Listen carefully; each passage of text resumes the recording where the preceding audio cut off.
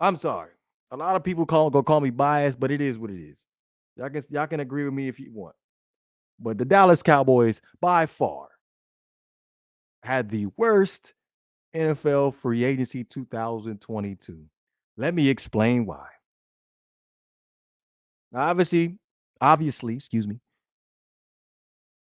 the Dallas Cowboys, they gave Dalton Schultz the franchise tag.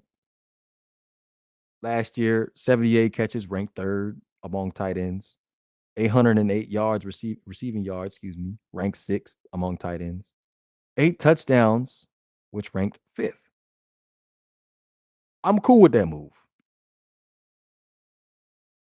Now, that's possibly the only move I really like with the Dallas Cowboys. The only move. Now, during the course of this offseason, this just starts the whole domino effect. The Amari Cooper trading to the Cleveland Browns. Considering how he was your best receiver, I get it. I get it. We wanted to save money. Uh, I get it. But do we really think that CD Lamb is going to be able to fill those shoes and be that number one guy? Can he do it? Now, last year for CD Lamb, he had 79 catches, 1,102 yards, and 6 touchdowns. Pretty good. Pretty good. But again, it comes down to, can he be the guy? Now, let's look at the wide receiver depth. You bring back Noah Brown, 1 year deal, $1.2 million. Last year had 16 catches, 184 yards, and only started one game and played in 13 games. That's one receiver. You bring in James Washington from the Pittsburgh Steelers. Signed a 1 year deal. Last year with the Steelers had 224 catches, 285 yards, and 2 touchdowns. Where your receivers at? Michael Gallup. You bring him back. The 5 year, $62.5 million deal. Not to mention, he's rehabbing an ACL tear that he suffered in 2017 last year. So he may not even be ready by week 1 for the Dallas Cowboys. And he's clearly going to be your number 2. Now, you let Cedric Wilson go out in free agency and sign with the Dolphins, who shows some promise for the Cowboys. But really, just looking at the weapons that you left Dak Prescott, which I'm not really a fan of the whole contract of the Dak Prescott, you really didn't give him nothing to work with. That's number one. Now, let's look at the defense now. Let's look at the defense. What are we looking like, right?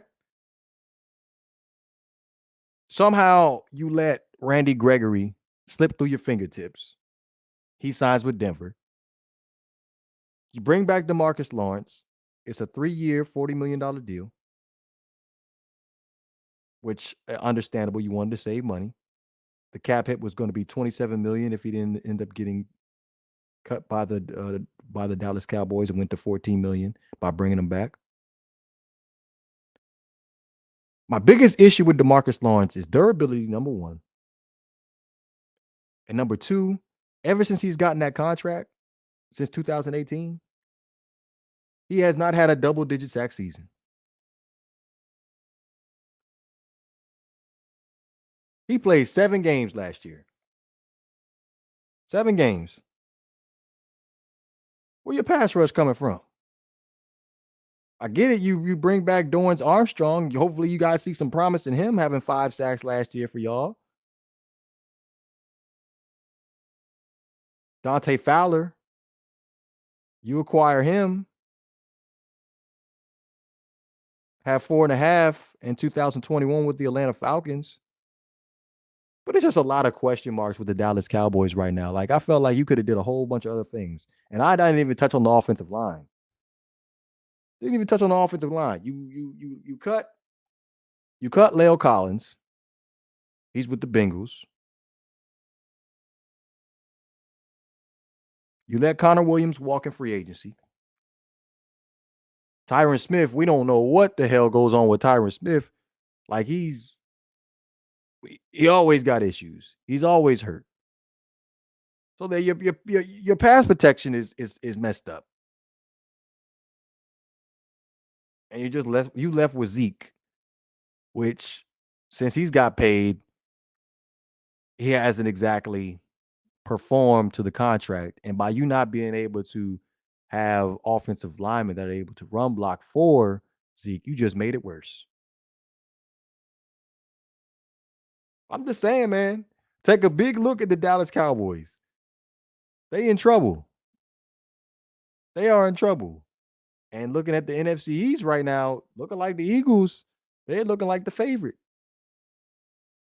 Followed by the Washington football team. And I know I don't want to put too many eggs in the Washington Commanders. I'm getting used to that. I don't want to put too many eggs in the Washington Commanders basket, but it's looking like the Washington Commanders are going to be on the uprising. Nah for the bay. Nah for the bay. We don't care what you said. Nah for the bay. Nah for the bay. Nah for the bay. We ain't hearing what you say. Nah for the bay. Fire!